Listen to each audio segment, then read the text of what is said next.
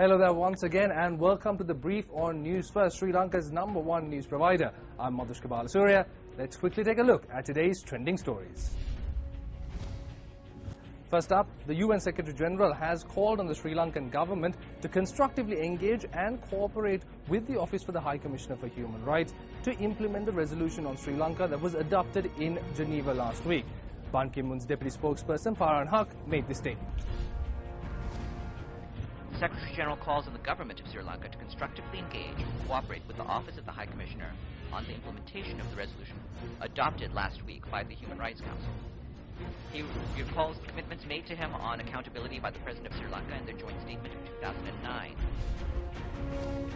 Elections Commissioner Mahinda Deshapriya says that any person whose name is on the electoral list can contest an election. He made this statement in response to questions on Sarath Fonseca exercising his franchise at the recent elections. යම් කෙනෙක් ප්‍රජායිතිය අවශ්‍ය වෙච්ච කෙනෙක් හෝ එහෙම කෙනෙක් මේ මැතිවරණයට ඉල්ලන්න ඡන්දාපේක්ෂක ඉදිරිපත් වුණොත් ඒ වගේ වෙලාවක මොකද්ද කරන්නේ? Some matters have to be determined by the esteemed courts. I cannot say how a person, even a former prison inmate or anyone else, can receive nominations.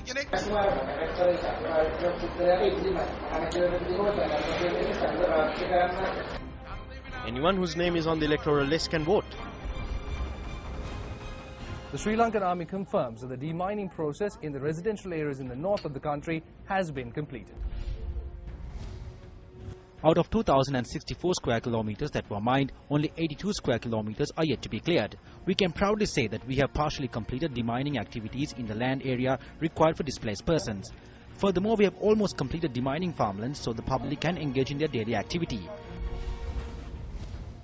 Dr. Karlinga Sanevaratna is a renowned journalist and lecturer.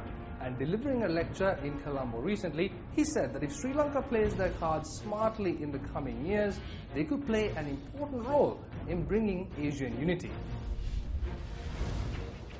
If Sri Lanka plays its cards smartly in the coming years, it is here that we could play an important role in promoting Asian unity. Unfortunately, I feel, judging from the way Sri Lanka has conducted its foreign policy in the past decade or two, Sri Lanka has not fully grasped it. Otherwise, rather than spending hundreds of thousands or even millions of dollars on Western lobbyists, we should have invested that money in expanding our diplomacy and links in the Near East.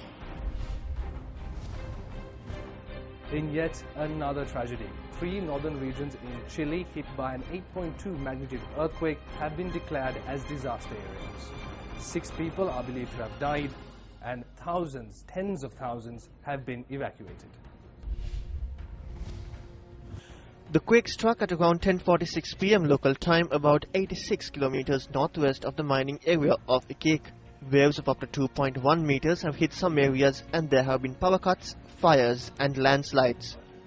The government said the declaration of a disaster in the Arica, Parinacota and Tarapacha regions was aimed at avoiding instances of looting and disorder. President Michelle Bachelet said the country had faced the emergency well and called on those in affected regions to keep calm and follow instructions from the authorities. Let's now have a look at the currency exchange rate.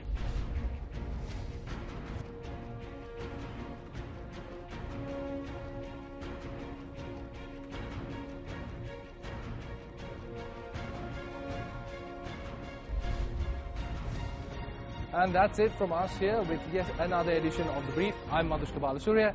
And remember, always stay briefed.